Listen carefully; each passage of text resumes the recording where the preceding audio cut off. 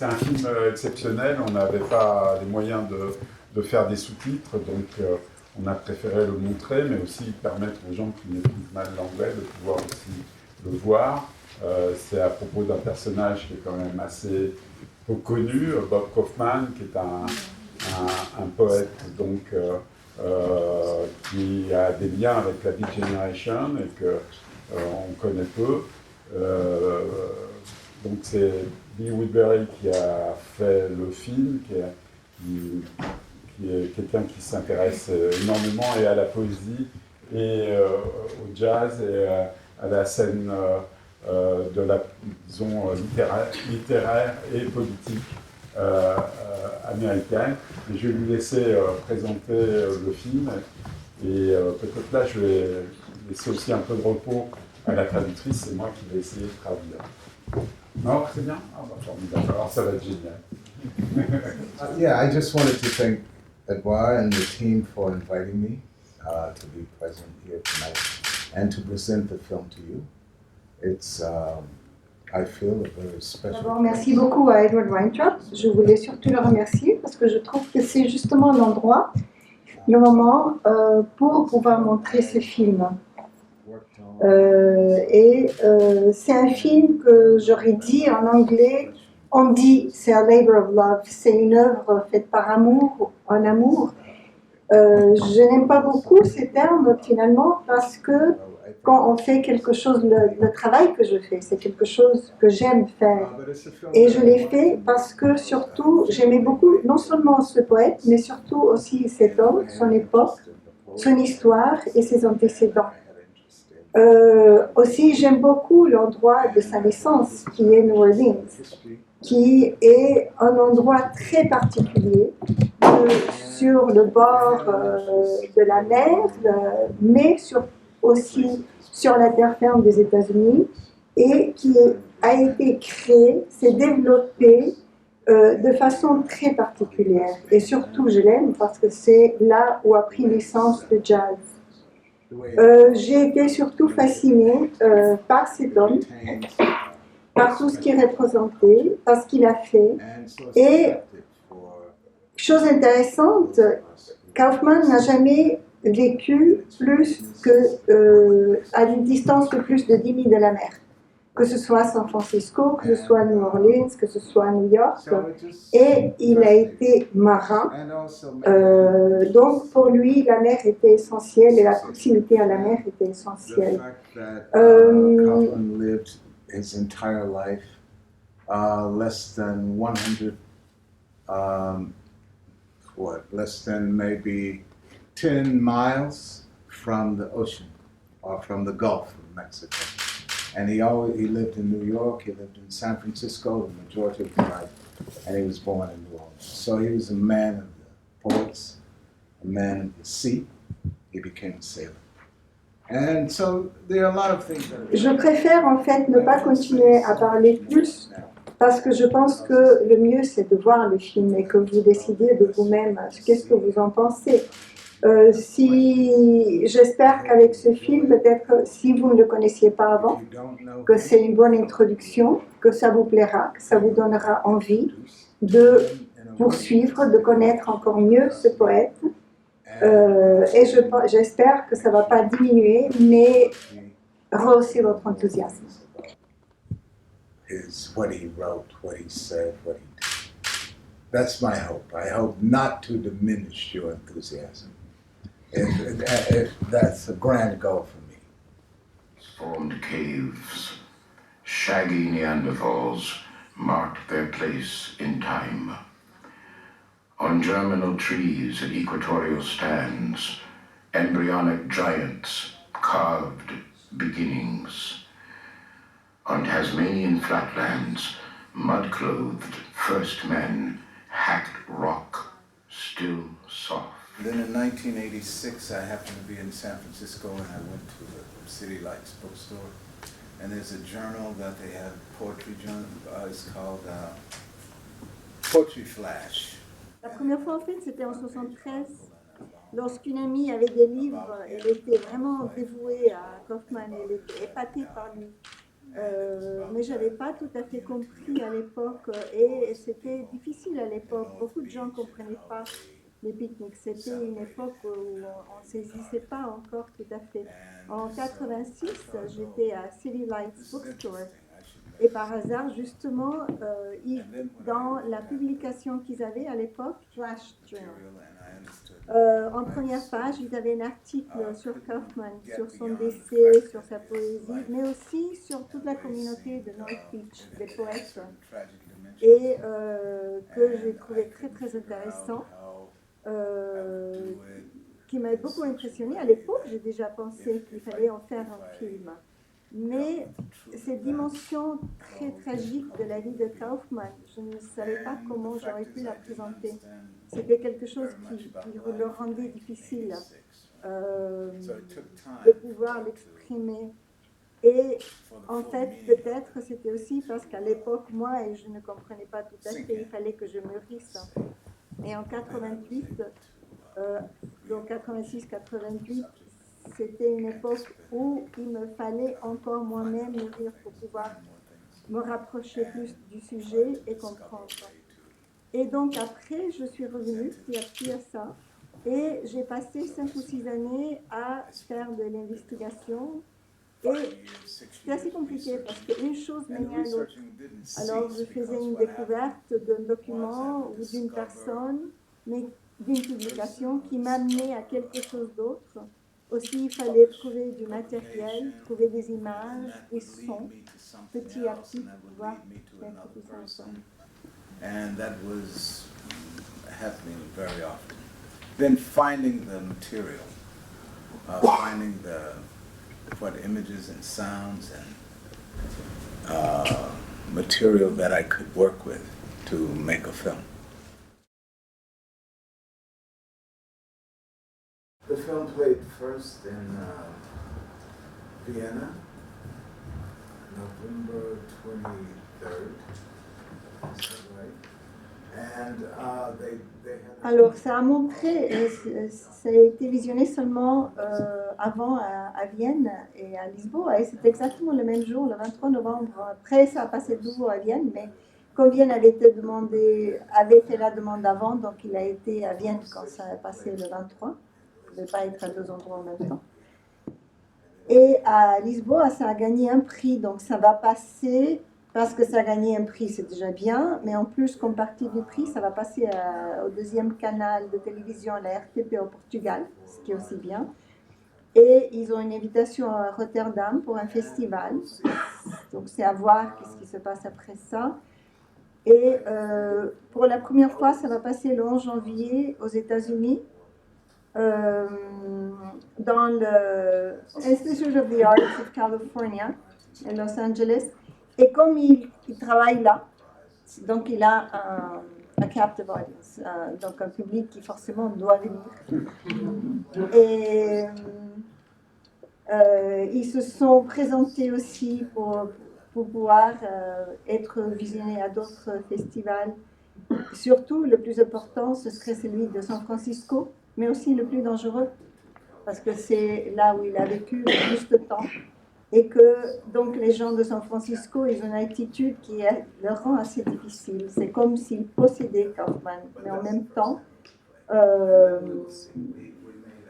donc ça fait des situations assez ambiguës. Et que par exemple maintenant, il y a 8 groupes différents, tous opposés les uns aux autres, mais la seule chose qu'ils ont en commun, c'est qu'ils tous, ils sont d'accord, ils aiment bien Kaufman. Tout le reste, ils s'opposent. Et donc il y aurait d'autres festivals, d'autres endroits, New York, télévision, possibilité dans des cinémas. Tout est à voir. No disrespect, but there are about 8 factions who don't agree about much except they like him. So that should be an interesting experience. And we applied in New York and some other places. Hopefully we find a place on the television and in some cinemas if that comes. We're working on it. Alan could be provocative in his words and things like that, and Alan could be provocative at the Peach Nick. But Bobby was a street poet, which is a little different. A lot of it had to do with our relation to other people. I think my thinking was to begin in the way that most people came to know him, when his reputation and his sort of renown in poetry first happened. So I began in those early years. 1958, I think, is the year that he published a series of poetry, broadsides, big magazine, and that's when he became renowned in the North Beach scene. He was around. En fait, je voulais commencer là avec comment les gens l'ont connu. Il a été publié en 58 et c'est à ce moment-là qu'il a été connu, qu'il est devenu très renommé, surtout dans North Beach. Donc les gens le regardaient comme quelqu'un d'exceptionnel et le suivaient. Mais ensuite, il y a tout ce qui suit après, parce qu'après, il y a une espèce de crise et cette partie finit. Et là, j'ai voulu voir, j'ai donc interviewé différentes personnes, je voulais voir qu'est-ce qu'ils avaient à dire. Je voulais montrer des images, je voulais montrer des sons pour que les gens puissent voir quelle était l'époque, qu'est-ce qu'il était à cette époque-là et quelle était l'époque même, pour pouvoir le transmettre. Mais ensuite, la deuxième partie, c'est lorsqu'il va à New York. Et là, j'ai essayé de trouver du matériel, ce n'était pas évident. Mais j'ai obtenu ces magnifiques scènes sur les gens qui veulent faire de la musique dans le parc. Et surtout cette espèce d'époque de Bob Dylan où la musique faisait partie de cette façon de s'exprimer des personnes comme un conflit avec l'autorité, chose qui est vraiment très bien exprimée dans ces images. Et de nouveau, là, il y a une crise, il retourne à San Francisco et je voulais... En fait, ce qui me choquait un peu, ce que je voyais, c'est que cette personne aurait pu devenir quelqu'un de très renommé, de quelqu'un de très connu. S'il avait suivi une ligne où il s'était comporté comme il faut et qu'il était allé à Harvard, etc., il aurait été un poète très connu. Mais ce n'est pas ce qu'il a fait. Et alors, comment comprendre ce chemin qu'il a suivi? Et comment comprendre le fait qu'à partir de ce moment-là, on aurait dit qu'il ne voulait plus rien dire, qu'il arrête de faire ce qu'il avait fait avant, il arrête d'agir, il arrête de parler. Et là, il y a des personnes qui justement montrent différentes facettes dans les interviews et différentes choses qu'ils ont vues. Comment je suis revenue après à faire, comment je suis retournée en arrière, c'est parce que pour comprendre tout ça, je me suis dit qu'il fallait retourner en arrière pour voir d'où il était venu, pour pouvoir l'expliquer, pour pouvoir expliquer justement cette partie qu'on voit après à San Francisco, qui est un peu incompréhensible étant donné ce qu'il était avant. Et c'est là où j'ai décidé de retourner en arrière, contre les conseils de pas mal de gens qui m'ont dit que c'était pas logique, qu'il fallait que je le construise en ordre chronologique. Mais moi, j'ai préféré de courir le risque et de le faire comme ça, pour pouvoir l'expliquer. Beatnik and became a figure in that world, and then he was not that anymore, but he was there, and people still somehow felt that he had something special that they needed, and they sort of admired him in that thing. And then it felt like it was a time to ask the question, who was this guy really before this happened? And I thought I could then explain something of his pre-history, his earlier story, before this, fame and this kind of thing. So this, when I went back to the previous part of his life, and I could sort of tell you something about that. It felt right, and I thought I could do it. It's a risk, but I didn't think that I had to be linear and tell everything. And I was advised wisely, right, that I should tell the story of where he comes from first, but I didn't want to do that. So I insisted on maybe this way of doing it. The other thing is, which probably can be missed in our time, your time, and that is sort of in the movie.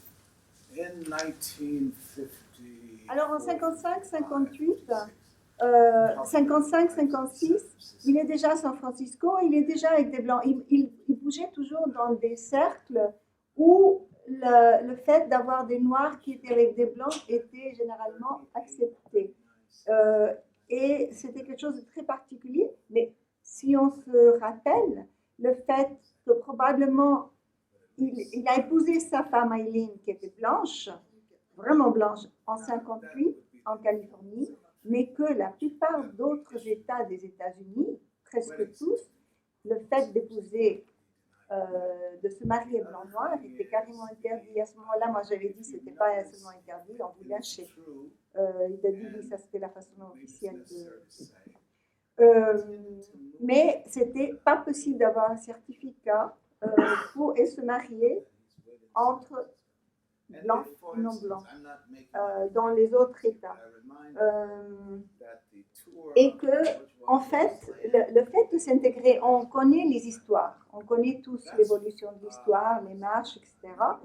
Mais on se rend moins compte, et c'est ce qu'il a essayé de montrer dans les films, que beaucoup de l'intégration s'est fait pas seulement avec les marches et les mouvements politiques, mais même avant les marches et les mouvements politiques, avec justement ces groupes de gens qui déjà vivaient l'intégration. Et que par exemple, dans le film, on voit les fameux, la partie où il y a le tour des North Beachiens qui vont dans le quartier bourgeois.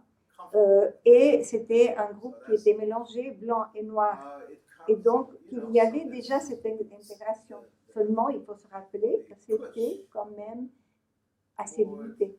Et c'était San Francisco, et c'était la Californie ou New York, etc.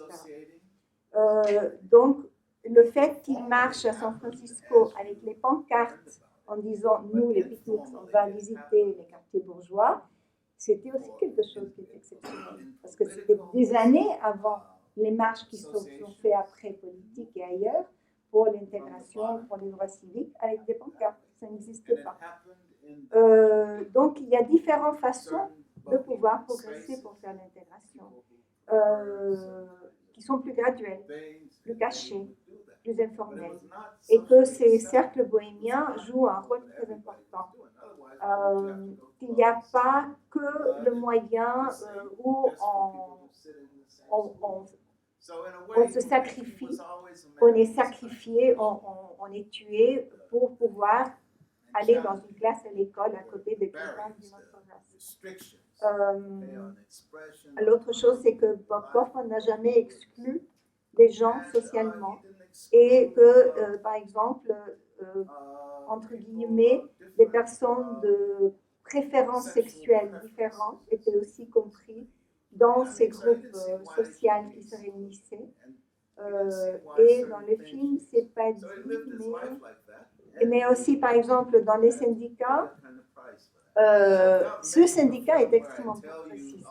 C'était le seul syndicat où n'importe quel travailleur pouvait mettre une demande de travail et il obtenait le travail puisqu'il obtenait la demande et la race n'avait rien à jouer aucun rôle là-dedans. L'autre chose, c'est que on ne dit jamais, mais le premier bataillon noir américain n'était pas à la Deuxième Guerre mondiale. C'était en fait un bataillon noir qui est allé à la guerre civile d'Espagne. You put your card in the bin, your card comes up, you take the job. And that was radical, a radical position. Huh? The Communist Party USA, I saw a small film people are trying to make about this black participation in the Spanish Civil War, which they did.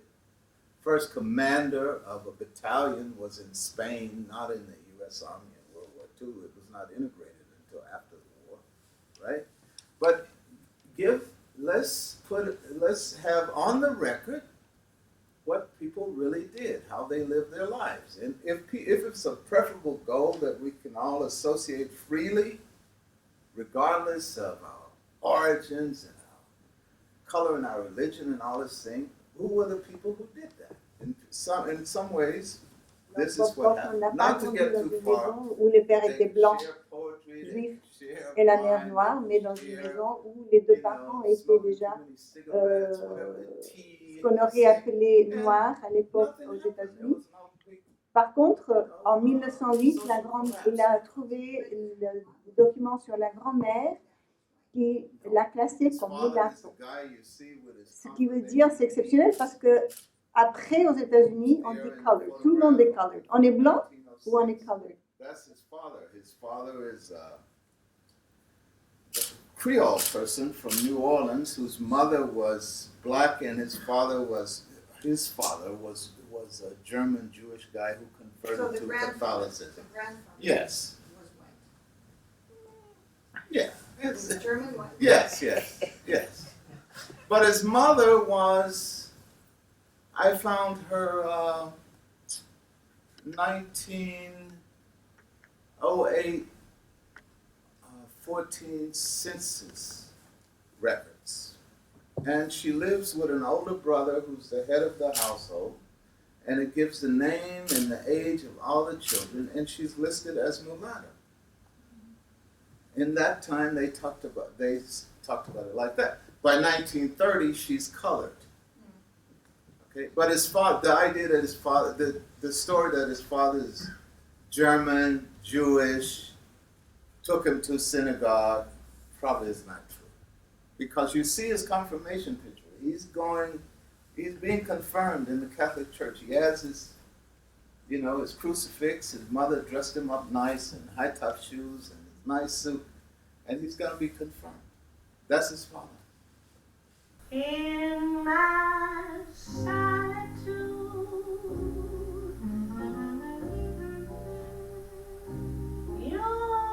Oh, he was,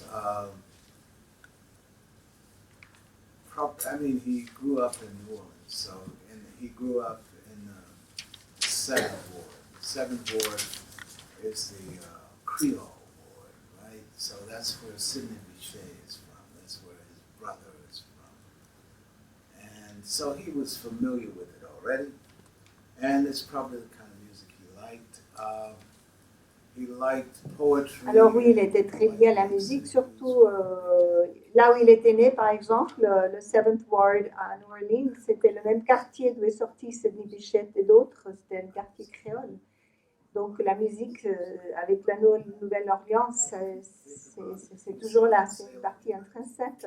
Mais aussi partout dans sa vie, il y a différents personnages.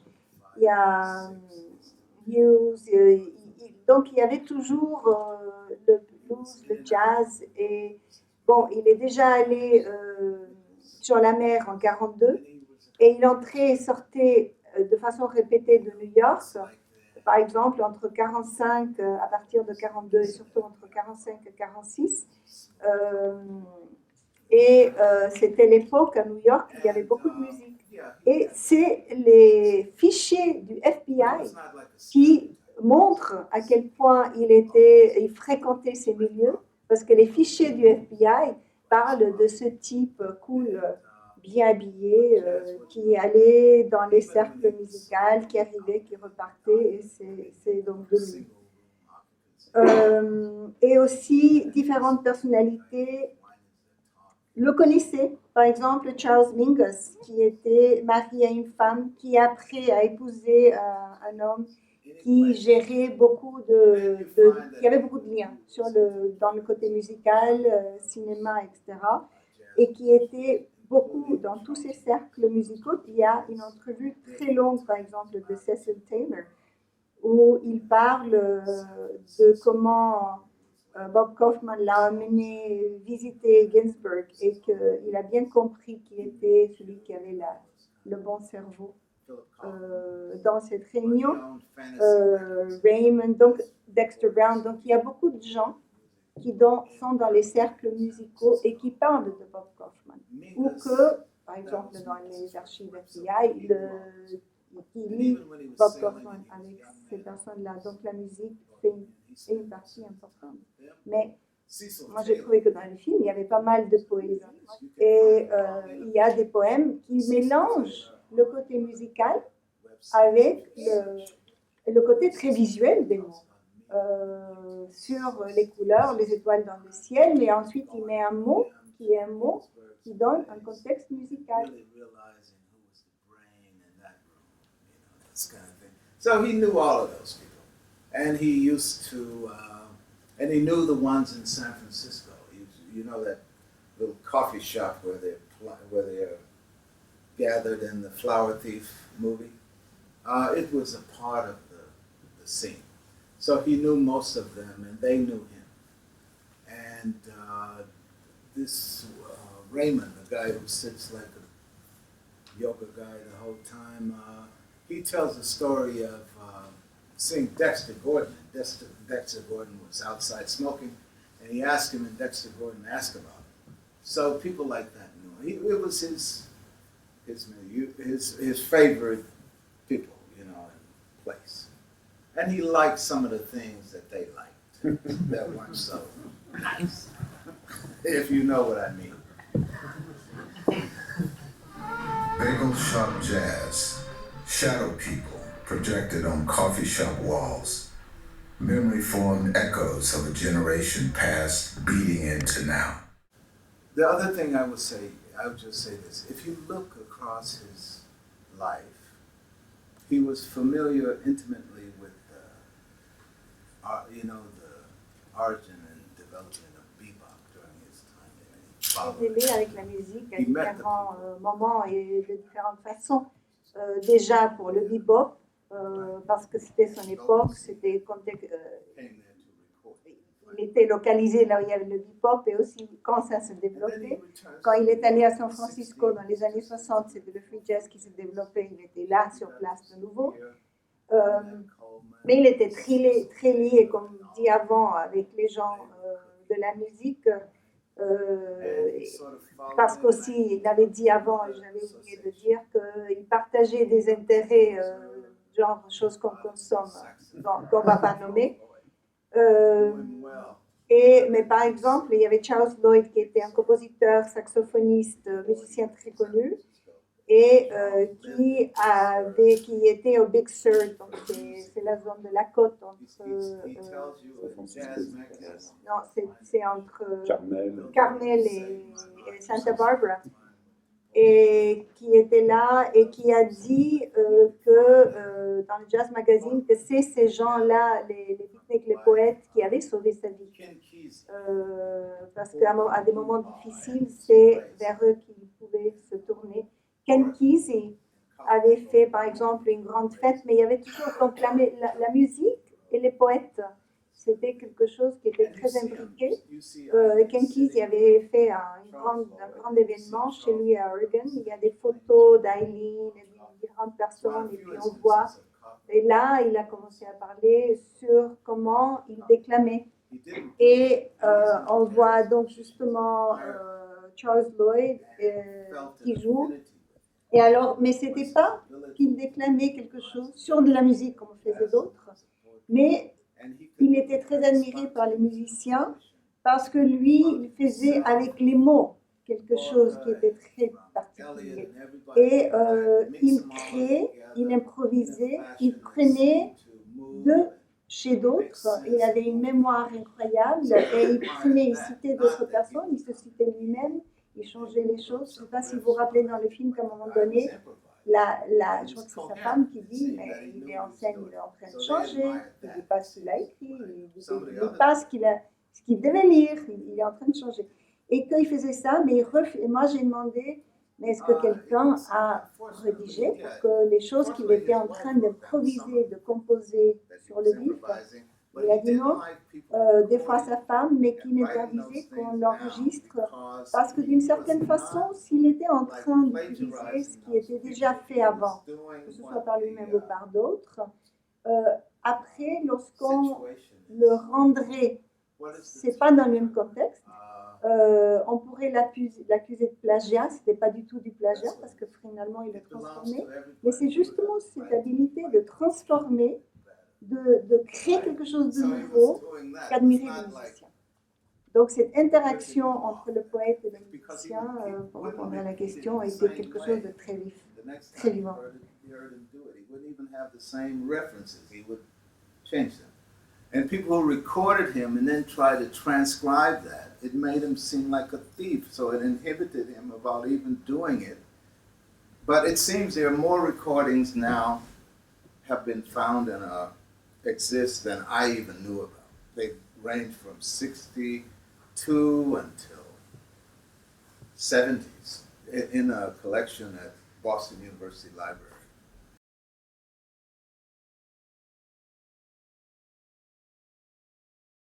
I think he was probably also, he was in difficulty with alcohol, and he was in difficulty with speed or methamphetamines, and he was in difficulty with heroin, he was in difficulty with a lot of things. And that didn't help. But that hospital and that profession, especially that hospital, has quite an illustrious alumni group who went through there, suffered this kind of thing. Many of the jazz musicians you like and admire did their turn at Bellevue, including Mr. Mingus, who apparently was there with Bobby Fischer, right? And a lot of people, Frances, what's her name? The actress, Frances Farmer, the beautiful, radical, left-wing, blonde actress. She was pretty much finished with that. A lot of musicians, a lot of painters, a lot of artists and people. I don't know that they all got it. Probablement, ça a eu un effet, ce traitement. That's what I'm saying. Et c'était un hôpital qui était fameux, parce qu'il y a eu un tas de gens qui sont passés par là, qui ont été And I think it was all those things. des égressés de traitement, comme Bobby Fischer, Mingus qui étaient en même temps ensemble, Frances Farmer qui était une très belle femme, mais qui a été finie après ce traitement. Une actrice. One reform that happened. Que l'hôpital Bellevue était très connu et qu'à l'époque le problème c'était que on n'avait pas besoin de demander l'autorisation, on n'avait pas besoin d'obtenir l'autorisation de personne. Par exemple, lui, il a été interné, il a été traité, personne n'a notifié la CANI, personne n'a fait quoi que ce soit, aucune autorisation. Et donc c'était imposé sur les personnes. Aujourd'hui, on le fait moins parce que c'est beaucoup plus difficile de le faire. Il y a toutes sortes de paperasseries qu'il faut pouvoir compléter avant, mais aussi parce qu'il y a beaucoup moins de centres de traitement. Donc, ça a un peu disparu. Je sais que moi, j'ai entendu dire que les psychiatres disent que c'est un traitement efficace. Mais qu'il y a aussi le fait que lui, il s'est aussi fait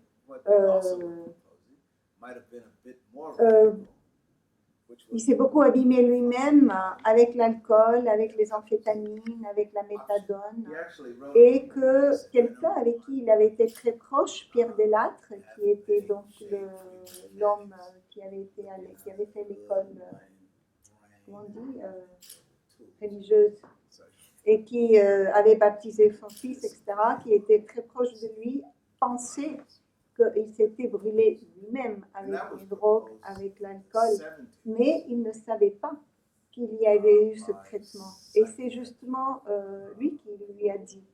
Et il a dit, bon, ben, il va falloir que je réfléchisse, parce que ça change tout. Mais parce qu'effectivement, à la fin, il avait vu sous un arbre, et c'était à peine s'il pouvait balbutier le nom de la personne qui avait été son meilleur ami. L'autre chose, c'était qu'aussi dans les années 70, un centre psychiatrique avait recommandé qu'on lui fasse une lobotomie frontale. Et il faudrait qu'il retrouve la source, mais il croit qu'en effet, avait déjà écrit avant parce qu'il était opposé à ce genre de traitement psychiatrique, était aussi opposé à la peine de mort. Mais que, par exemple, une chose aux États-Unis, c'est que dans les années 70, ils avaient recommandé pour les personnes difficiles dans les prisons en Californie de faire la lobotomie générale comme ça pour résoudre le problème de ces personnes difficiles dans les prisons. And said he managed to call my name. And they used to be really close, as the guy recounts. He's a guy with my wavy hair. Yeah. Who then lives No, he lives in Taos, New Mexico. And he just thought his friends made up this thing about his vow of silence, and the guy simply burned himself out. When I told him about this procedure, he said, I have to rethink about that because I had no idea. In a way, I think I didn't want to reduce him to his what do you call it, pathologies or his ailments or whatever. Because the fact is, he had those problems. A lot of people, we have other problems, but we did not. Il n'a pas voulu se centrer sur la partie noire, donc les 10 années de descente. Mais il faut bien se dire qu'effectivement, que ce soit à cause du traitement ou que ce soit pour une autre raison que c'est arrivé, mais qu'il faut bien se dire que c'est pas qu'il a été tout à fait... Les gens disaient qu'il ne communiquait pas. Bon, son entourage l'a justifié comme un vœu de silence après la mort de Kennedy. C'était un peu lui donner une couleur rose. Les autres disaient qu'il était dysfonctionnel. C'était aussi le revers de la médaille, exagérant de l'autre côté. Mais pendant ces 10 ans, il a souffert horriblement. Il a vraiment beaucoup souffert. Et c'est seulement après qu'il a commencé petit à petit à remonter la pente et à recommencer à écrire. Et que les gens continuaient à le voir comme quelqu'un qui ne fonctionnait pas et qui ne faisait pas grand-chose, mais qu'en fait, il avait déjà commencé à écrire. Et il avait déjà obtenu une bourse de National Endowment for the Arts. Et d'ailleurs, dans le film, le barman se plaint qu'il a de l'argent parce que sa copine vole les boissons, l'argent. Et la preuve du fait qu'il avait commencé à remonter la pente, c'est qu'il avait publié donc de nouveau un livre. L'autre chose, c'est qu'il aimerait beaucoup pouvoir trouver des documents justement de Bellevue Hospital, pas seulement par rapport à Rob Kaufman, mais en général sur comment ils font les diagnostics. Et les gens qui sont des spécialistes lui disent « Ah oui, il était un bipolaire, etc. » Il n'est pas spécialiste, il ne peut pas dire, mais il aimerait trouver les documents pour voir comment effectivement est-ce qu'il faisait les diagnostics, quelle était l'approche. I didn't do the clinical work, the medical research to declare, so I try to find as much of what is there as possible, and I try to convey what I think is meaningful, but I just don't have the ability. Now, I have tried to find his documents that admitted him and that treated him at Bellevue Hospital. I've tried to do that from people who, created those treatments and who also did the evaluation. And I would like to have that as a basis to think and to ask other people what it might mean that you get this diagnosis, and is this diagnosis really prevalent, at that time? Things like that. But I didn't arrive at that. I didn't figure it out. I heard things and I saw